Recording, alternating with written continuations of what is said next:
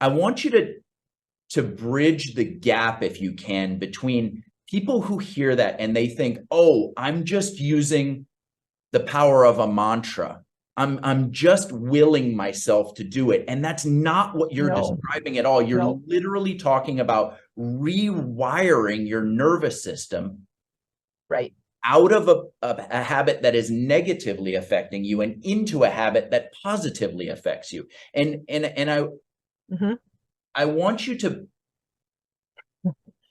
hit home the point that as a person shifts away from that old habit to a new one, the body, in its amazing wisdom, will suck back up the resources, the pathways that were used to fire off that old pathway, and literally break them down into components and use them to build the new path that is actually benefiting the person long term. That's absolutely correct. So the second law of, I talked about the first law of neuroplasticity, what fires together wires together. And that's really the essence of how we end up with these problems. But the second law of neuroplasticity is when you make them, you break them. When you break them, you make them. So when you make new habits, the old ones physically break down exactly as you described. We have limited resources. We have limited, molecules in our body and brain.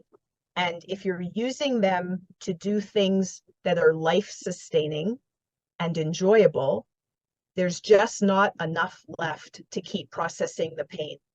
So if every time you have the symptom, say pain or chemical sensitivity, or say anxiety, because those really fit into the same rubric, you could identify, okay, what is your typical habit? So say for pain, it's usually to withdraw, to stop the activity because you're worried it's going to cause a flare.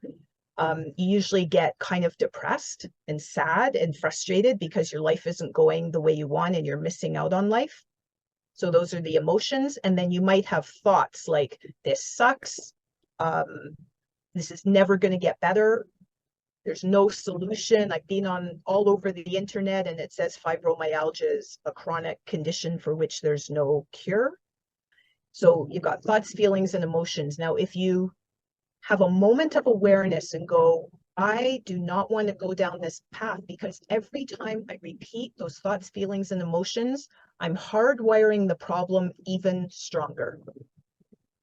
I'm going to change direction. I do this with my hands to show like I'm literally moving the focus of my attention somewhere else.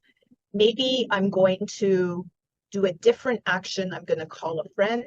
I'm going to do maybe a gentler activity, something that I really enjoy.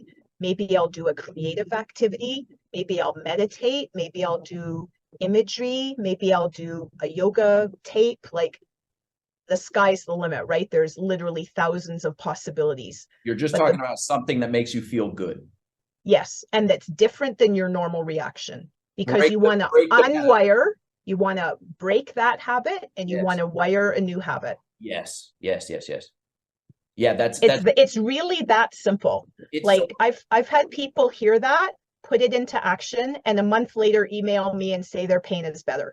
So you're talking about, that's what you termed conscious redirection. Yes. So the analogy, active redirection. Redirection. So as opposed to passive, sorry to cut you off because this is so important. It's to passive redirection, also called distraction. So distraction does not work. And trying to talk yourself into, oh, I'm fine, I have no pain, totally ineffective. You actually have to do something differently. And neuroplasticity works best when we have our full attention on the activity and we have an elevated mood.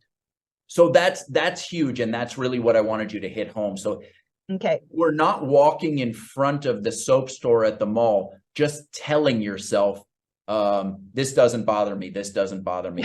No. So that would be a version of this that is ineffective. Correct. So talk about that difference a little bit more. Okay. Our brain is not stupid. So if I try to tell my brain something that isn't true, so say I'm walking in front of the soap store and I'm feeling horrible, and I'm trying to tell myself I'm feeling fine, the brain is not going to buy it. It's too smart. So I have to get ahead of it. I have to first calm my limbic. I have to do a little bit of preparation before I walk in front of the soap store. I have to calm my limbic system. So I might do some paced breathing, a little bit of meditation before I leave for the mall. Sorry, Ellie, we've talked a lot about limbic system. Oh, what is it? Explain what that is for Right. so everybody's on the same. Apologies. So the limbic system is basically the danger alarm center of the brain. It's the part that notices danger. It goes, oh my gosh, we've got a problem. Fires up the adrenaline, the cortisol, the pain, getting, heart rate, getting ready to run and save yourself. That's the limbic system. It's very trigger happy. It's a very primitive part of the brain, and it's easily activated.